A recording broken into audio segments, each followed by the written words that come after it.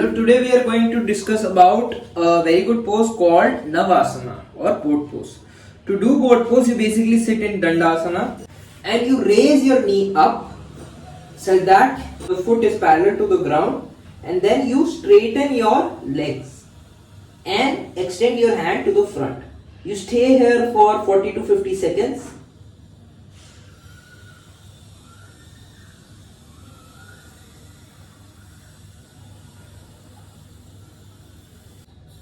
And slowly return back. You can sit in Sukhasana after that.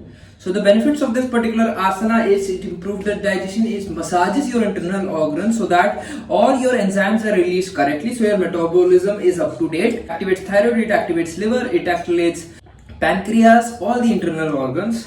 And this is an excellent asana to also tone down your legs, your hands, your entire torso. So I would suggest everyone should do this pose, especially working professional. If you are pregnant, you can avoid this particular pose. If you have hip injury of any kind, you can again avoid this particular pose. If you have groin injury, you can avoid this pose. If you had stomach ulcers or if you had abdominal surgery of any kind, you can avoid this pose.